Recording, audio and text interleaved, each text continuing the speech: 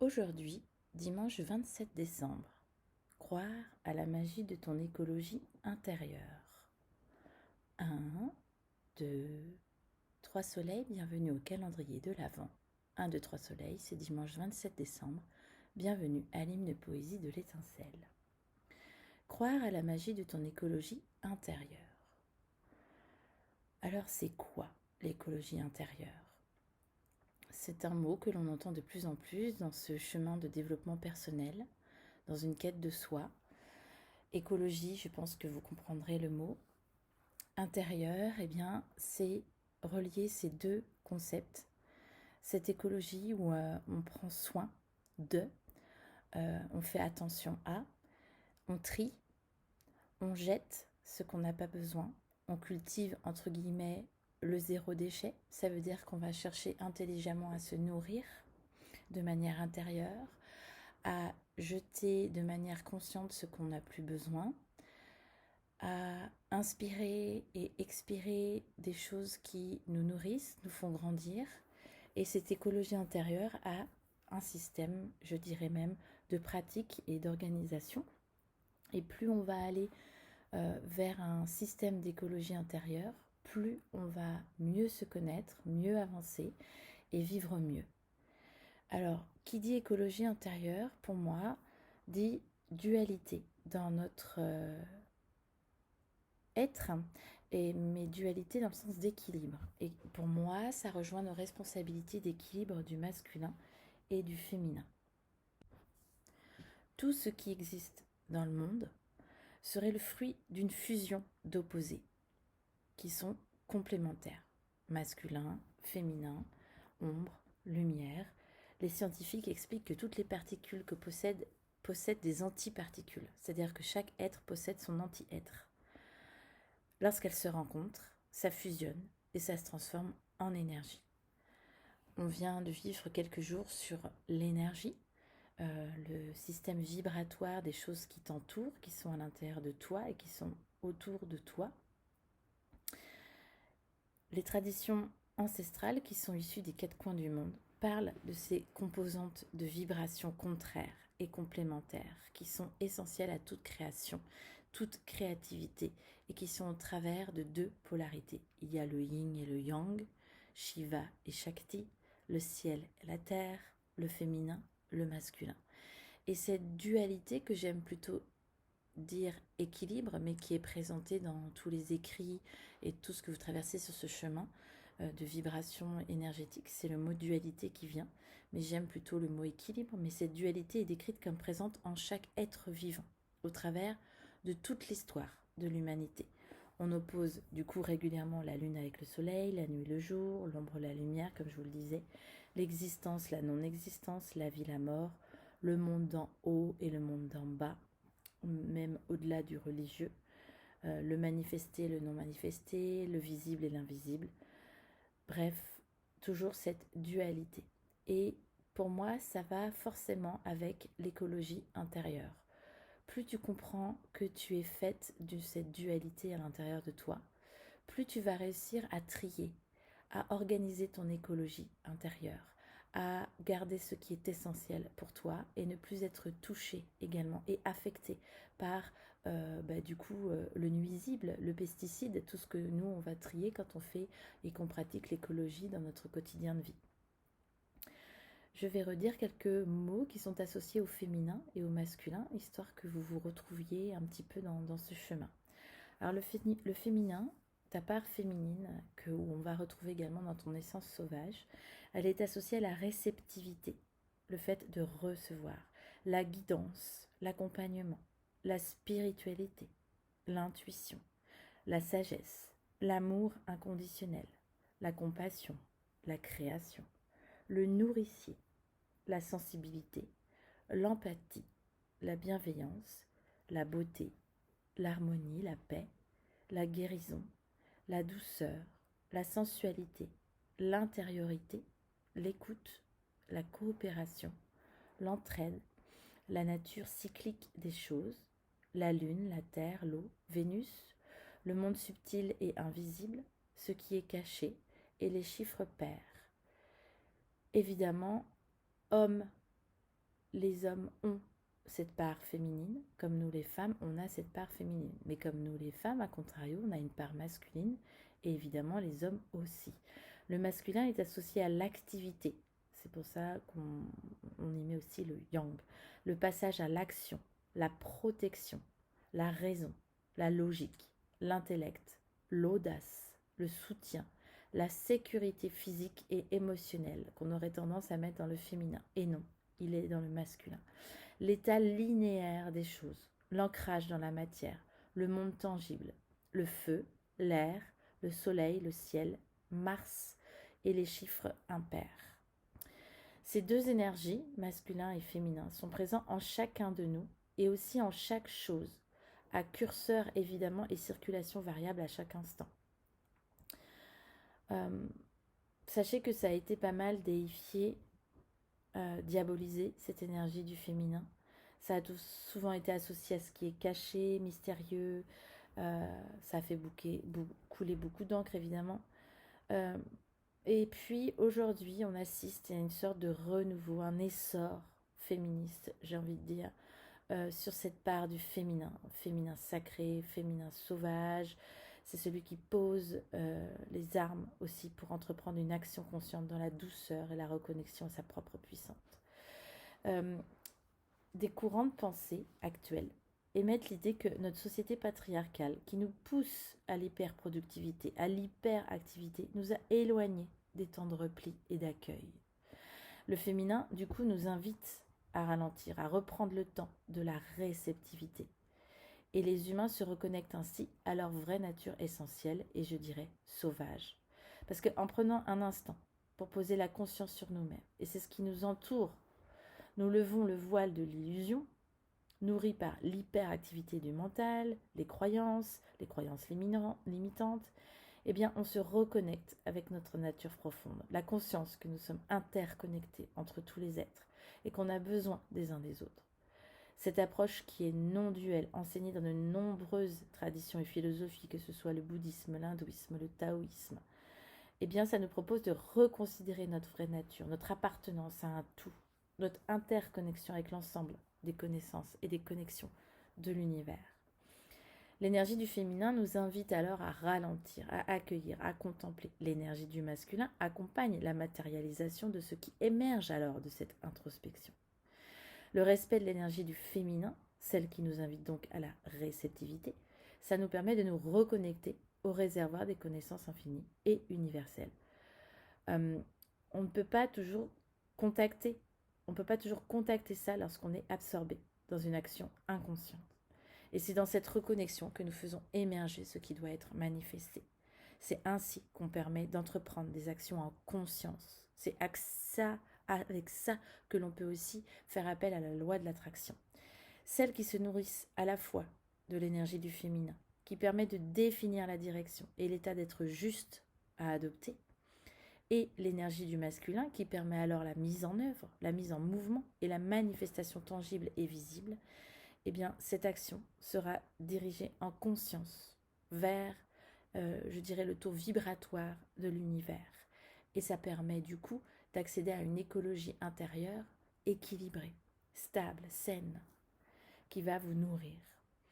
Au regard d'un contexte, je dirais, environnemental qui inquiète, eh bien notre société tend à retrouver une vie en conscience, où l'action, donc l'énergie yang, est menée en alignement avec les informations qui émergent de la réceptivité, l'énergie yin. Et ça, c'est un vrai retour dans le monde, dans ce qui nous entoure en ce moment. Ces informations, ça nous invite évidemment à mener des actions en étant dans l'énergie de la paix, de l'amour, du bien-être avec l'autre. Et l'harmonie que l'on recherche, c'est bien le fruit de la coopération entre les énergies du masculin et du féminin. C'est au niveau de l'individu comme au niveau de la société entière. La tendance aujourd'hui est donc à la reconnexion de nos polarités pour embrasser notre totalité, notre tout. Et ça permet une écologie intérieure forte. Il s'agit du coup de réassocier le faire avec l'être.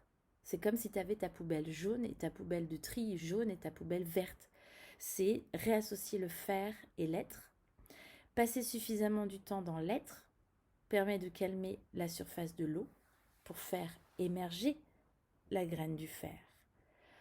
On retrouve notre pleine raison d'exister, comme si on était capable de naviguer entre ces deux états pour les faire fusionner, et tout ça en conscience.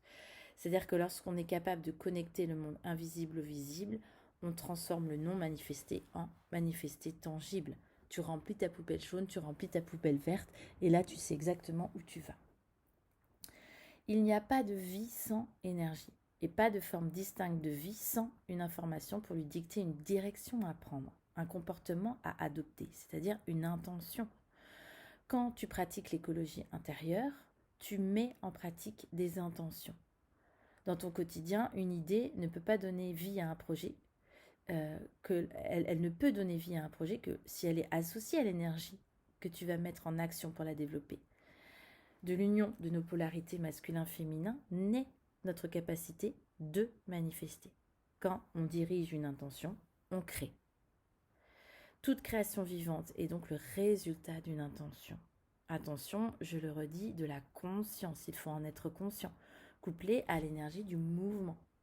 Toute création vivante, c'est donc le résultat d'une intention, de la conscience, couplée à de l'énergie en mouvement. Tout ce qui naît, c'est le résultat de la qualité, de l'énergie fécondée par la nature d'une intention, information, conscience, associée. D'où l'importance de prendre soin de soi, de sa propre vibration et de nos intentions.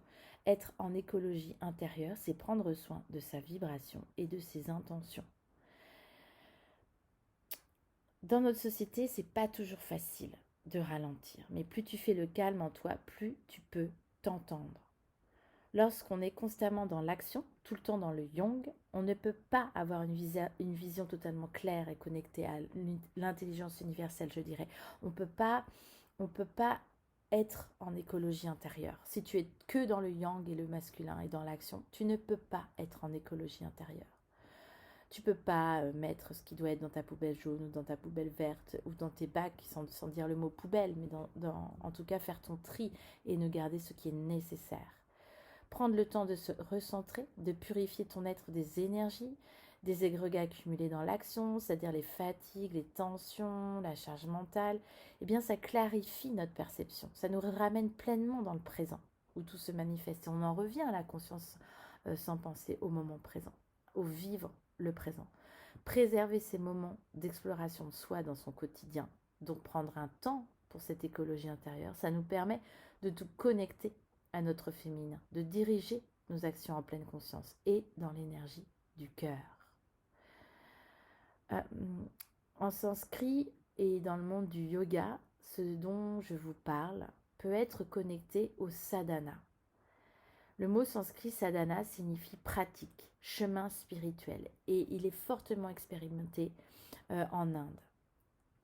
La découverte, la mise en application de ce sadhana a personnellement beaucoup transformé ma propre vie.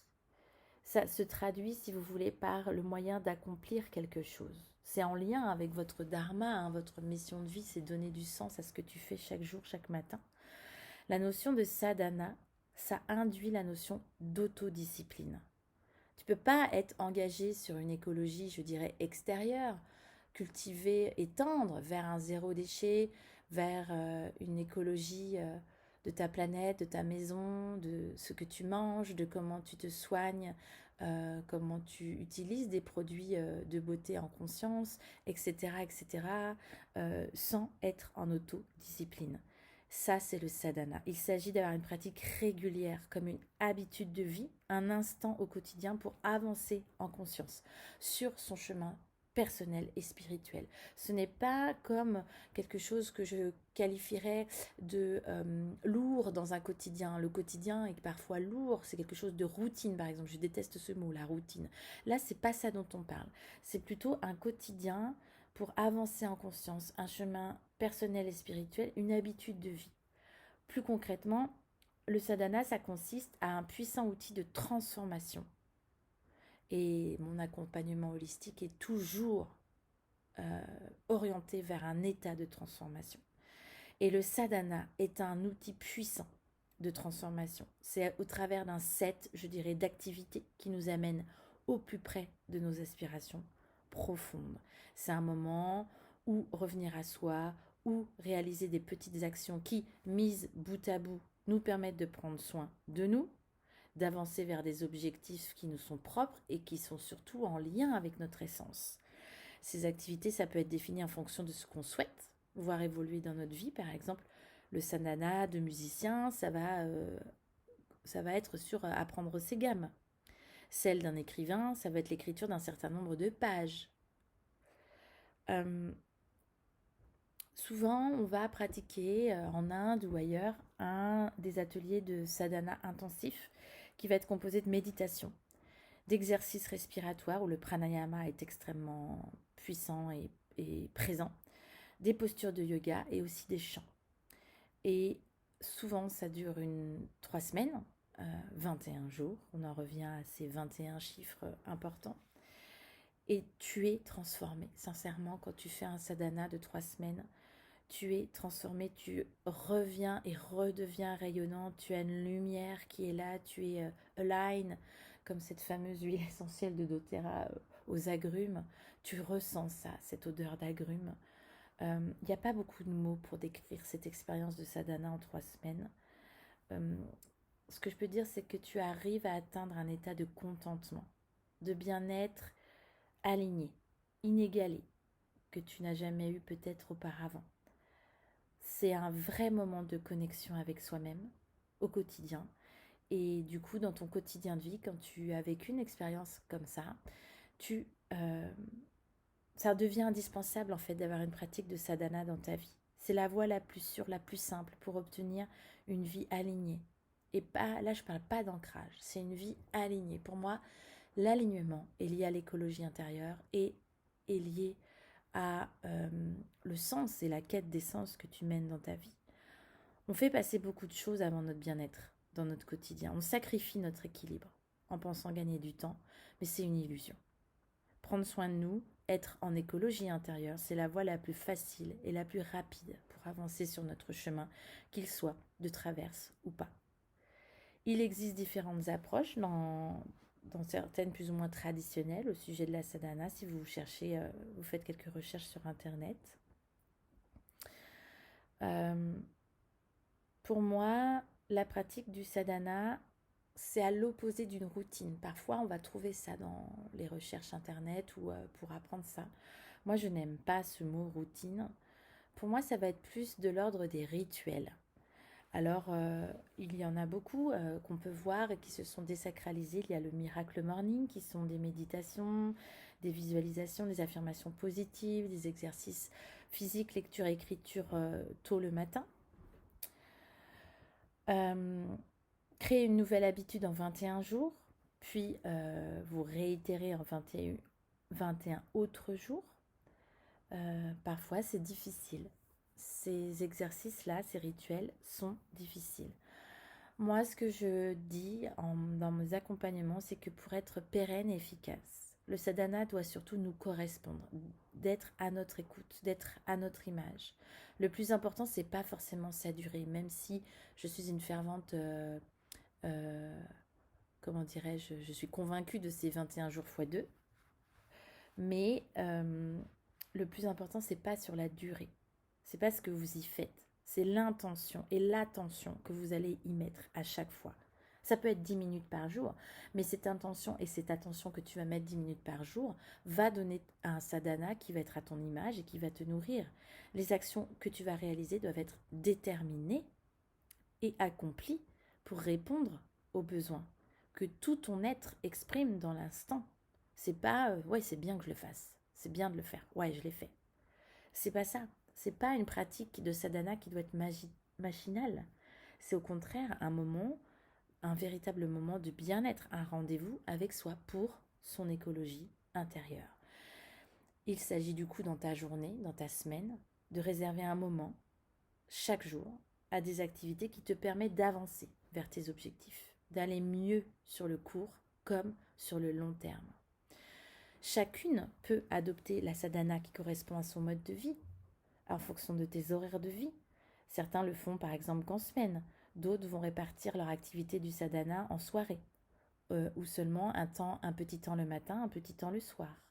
Parfois, leur sadhana va durer 5 minutes, d'autres 3 heures. Vous pouvez changer également le set d'activités qui est dans votre sadhana. Tester, expérimenter.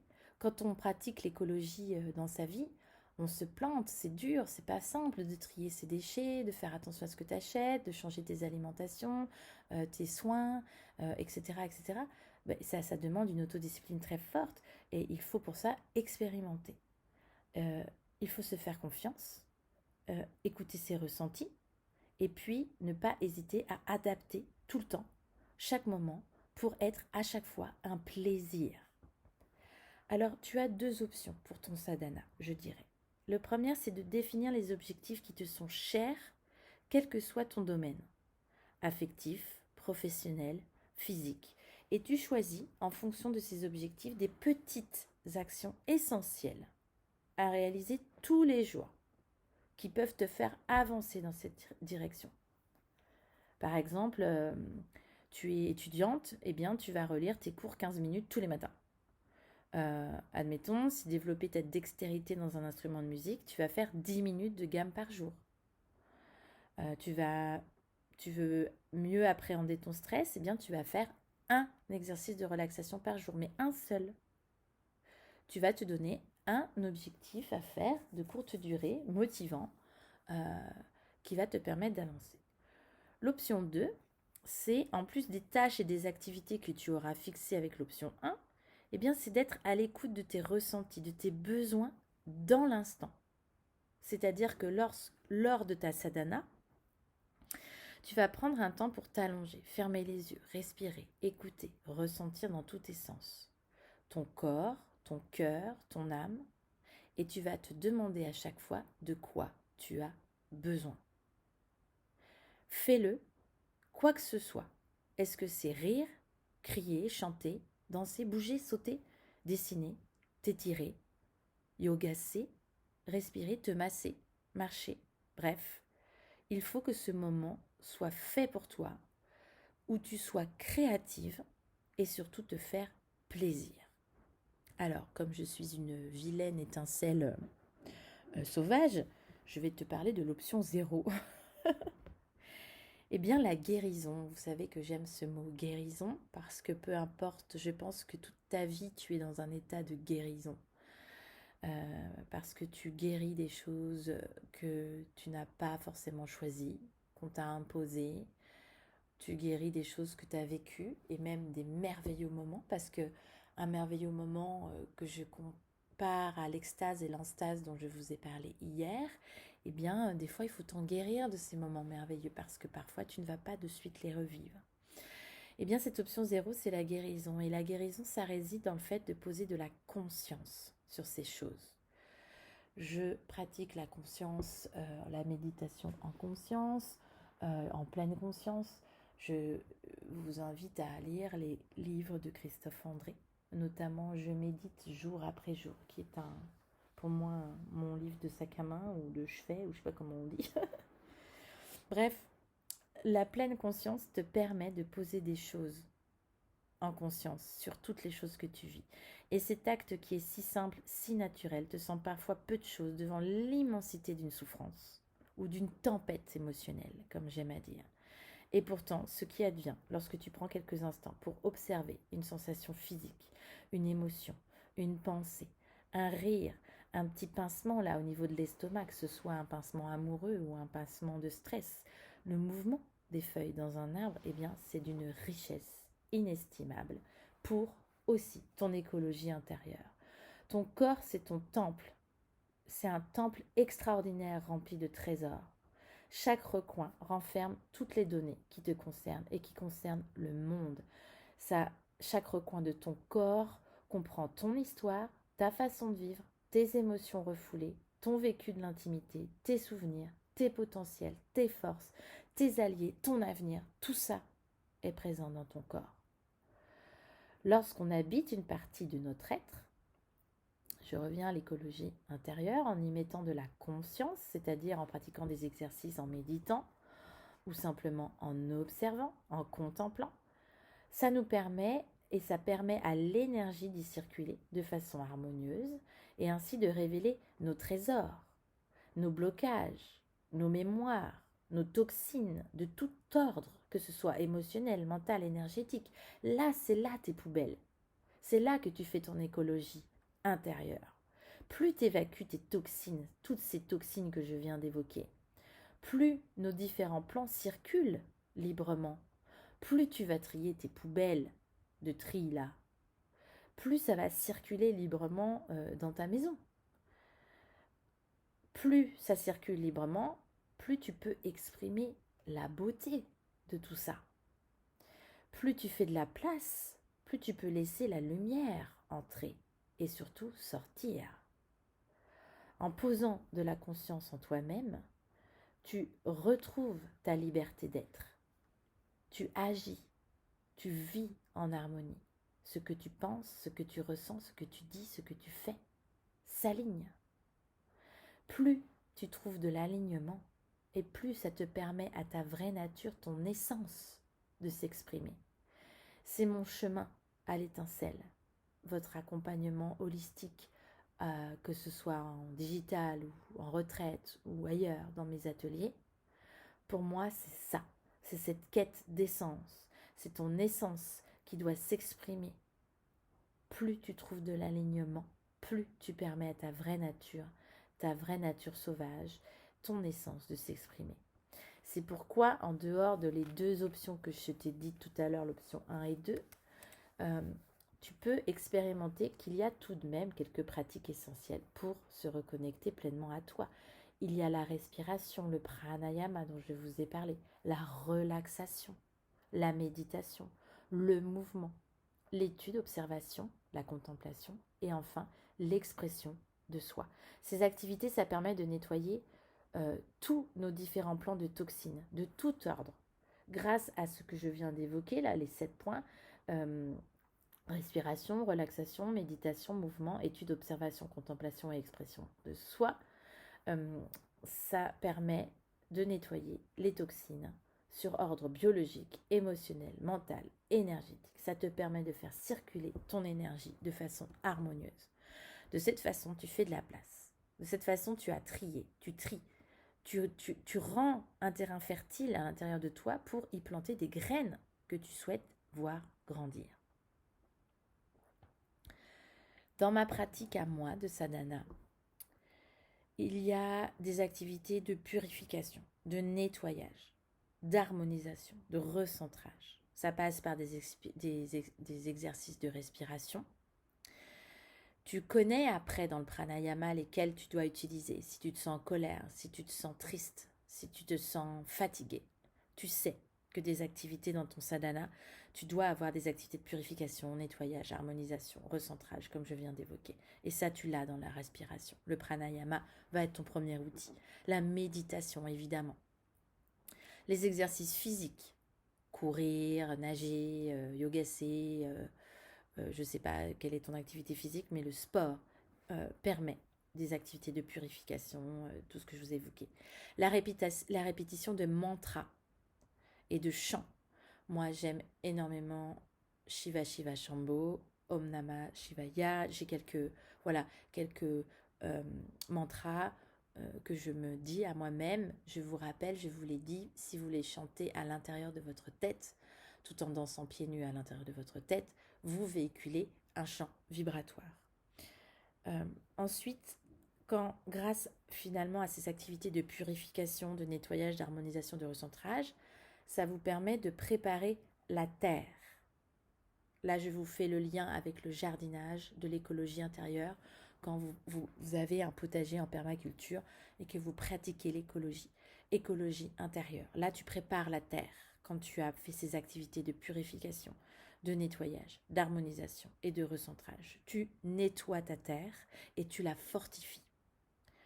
Ensuite, tu vas avoir des activités dictées par tes ressentis, ton intuition, les murmures de ton âme dans l'instant présent. Ça, c'est très important. Ces activités dictées par tes ressentis, ton intuition, les murmures de ton âme dans le moment présent, c'est ce que tu vas faire dans ton écologie intérieure, c'est se reconnecter aux graines de ton âme que tu souhaites semer. En gros, tu as acheté tes graines chez Coco Belly, comme moi, et tu vas préparer, ta terre est préparée, et tu te reconnectes à ces graines que ton âme souhaite faire grandir et semer. Enfin, tu vas avoir des activités qui te permettent d'avancer vers les objectifs que tu t'es fixés. Et ces activités qui te permettent d'avancer vers les objectifs que tu t'es fixés, c'est tu te nourris, tu arroses la terre et tu arroses les graines plantées. Souviens-toi que le plus important, c'est de consacrer au moins quelques minutes par jour pour te retrouver. Tu t'allonges 5 minutes. Respire en conscience pendant 5 minutes. Je sais pas moi, écris une page sur ton cahier créatif si tu as un cahier créatif. En écriture intuitive, je ne ferai que vous conseiller de suivre ma muse d'art qui est Manon Lavoie sur son site internet ou Facebook ou Instagram, M comme muse. Elle pratique tous les jours son écriture intuitive chaque matin et elle se filme en le faisant aussi pour te motiver à le faire. Manon est juste formidable, donc je vous conseille de la suivre. En tout cas, comme bon te semble, du moment que tu préserves un moment de connexion privilégié avec toi-même, eh bien, tu permettras de préparer ce terrain de écologie intérieure. Et ça, c'est quelque chose qui, pour moi, est très important, que je relie à beaucoup de choses dans ma carte mentale d'affection, dans mon cœur et dans mon cerveau. Je rejoins l'écologie intérieure, à l'écoféminisme qui m'est très cher. Et je vous invite à lire des livres sur cet écoféminisme. Vous vous rendrez compte de finalement le lien et la reliance dans tout ce podcast, c'est-à-dire l'énergie vibratoire du masculin, du féminin, ton existence de femme et cette écologie intérieure que tu peux mettre grâce à ces livres sur l'écoféminisme dans par contre ton extérieur, c'est-à-dire sur ton travail, tes relations à l'environnement, à l'univers, ton univers politique, etc. Ça, c'est pourquoi pas une porte d'ouverture et de développement si tu veux poursuivre un peu sur cette voie. En tout cas, pour revenir à l'écologie intérieure et croire à cette magie-là, plus tu comprendras comment tu fonctionnes à l'intérieur grâce à cet équilibre vibratoire de féminin-masculin, plus tu pratiqueras une sadhana régulière qui te nourrit, plus tu avanceras sur ton chemin de traverse, plus tu libéreras de l'espace pour mieux entrevoir les choix que tu dois prendre, mieux recevoir ce que tu reçois de la vie, autant les bons moments que les mauvais, et plus tu cultiveras un espace de vie plus sain, plus aéré, plus respirant. Croire à la magie de ton écologie intérieure, c'est te permettre d'aller vers un chemin libéré, libérateur et libre. Croire à la magie de ton écologie intérieure.